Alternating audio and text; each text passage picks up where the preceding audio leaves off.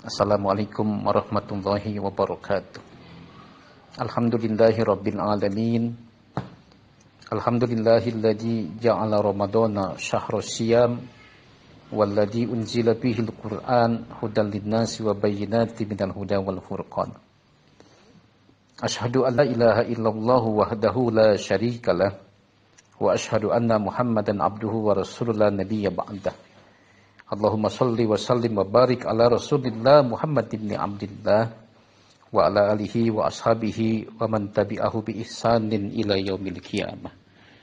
Alhamdulillah, berjumpa kembali dengan saya Samsul Yakin dalam kajian tafsir ayat-ayat puasa bagian yang ke-6 yang bertema fleksibilitas puasa Ramadan. Kajian serupa bisa juga diikuti setiap hari Senin dan hari Kamis mulai pukul 16.30 sampai dengan pukul 17.10 melalui aplikasi Zoom. Kajian ini juga bisa dibaca setiap hari kecuali hari Sabtu dan hari Minggu di koran Jurnal Depok. Fleksibilitas puasa Ramadan. Puasa itu fleksibel bagi orang sakit. Allah Subhanahu wa taala berfirman, "A'udzubillahi minasyaitonir rajim. Bismillahirrahmanirrahim. Faman kana minkum maridon aw ala safarin fa iddatum min ayyamin ukhra."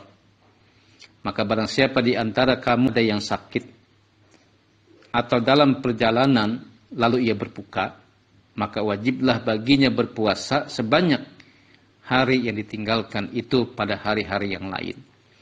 Al-Quran surah Al-Baqarah surat yang kedua ayat 184.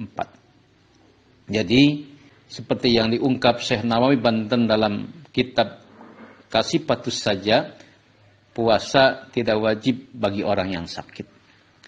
Menurut Syekh Nawawi Banten dalam tafsir Munir, yang dimaksud sakit di dalam ayat di atas adalah sakit yang membahayakan dirinya.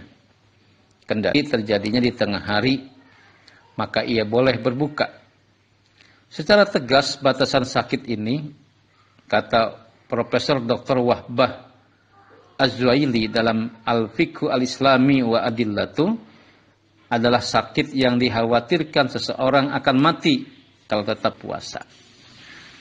Berbeda halnya dengan apa yang diungkap Said Qutb dalam tafsir Fi Zilalil Quran. Menurutnya, apapun sakitnya memperbolehkan seseorang berbuka. Jadi bukan karena faktor berat atau ringannya penyakit. Alasannya, pertama, zahir ayat bersifat mutlak. Kedua, tidak ada alasan hukum atau ilat langsung dari Allah Subhanahu wa taala. Ketiga, tentu pasti akan ada hikmahnya nanti. Pendapat seperti ini tandas Said Qutb di sisi lain akan mendorong orang menyukai keringanan.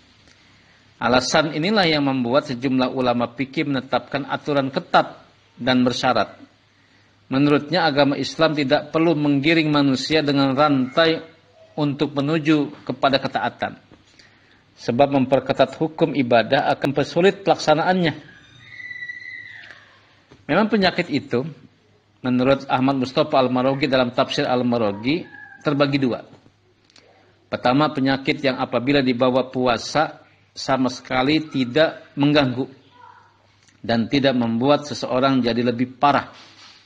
Kedua, penyakit yang apabila dibawa puasa, penyakit itu semakin parah dan memperlama proses penyembuhannya. Menurut Wahbah Az-Zuhaili, sakit yang tidak terancam bahaya apapun jika berpuasa, misalnya sakit kudis, sakit gigi, nyeri di jari jemari, bisul dan sejenisnya. Pendapat inilah yang dimaksud oleh Ahmad Mustafa Al-Maraghi sebagai penyakit jenis pertama. Ulama fikih membuat kategori penyakit kedua sebagai penyakit yang tidak dapat diharapkan sembuh. Masalah sakit ini sejatinya orang yang mengalaminya yang paling tahu tentang keadaan dirinya, baik ukuran penyakitnya maupun daya tahan tubuhnya. Misalnya secara praktis, menurut Syekh Muhammad bin Qasim Al-Ghazi dalam kitab fatul qarib, bagi orang sakit, apabila sakitnya terus-menerus, maka ia boleh untuk tidak niat berpuasa sejak malam hari. Begitu juga apabila sakitnya tidak terus-menerus.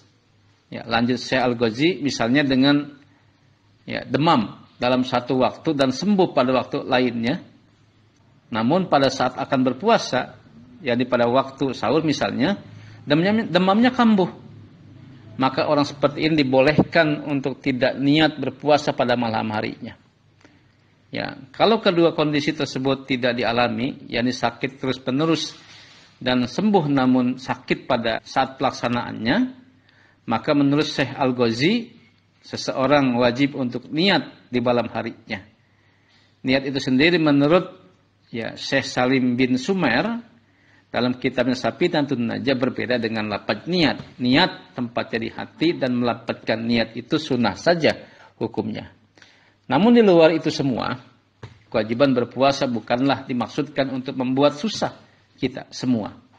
Allah Subhanahu wa taala berfirman dalam Al-Qur'an surah Al-Baqarah ayat 185, Allah menghendaki kemudahan bagimu dan tidak menghendaki kesukaran bagimu. Kita yakin lelah berpuasa pada masa corona ini akan mendapatkan simpati tersendiri di mata Allah Subhanahu wa taala. Demikian kajian tafsir ayat puasa bagian yang ke-6 ini, mudah-mudahan bermanfaat. Saya akhiri billahi taufiq wal hidayah. Wassalamualaikum warahmatullahi wabarakatuh. Insyaallah kita akan berjumpa lagi nanti pada kajian tafsir ayat-ayat puasa bagian ke-7.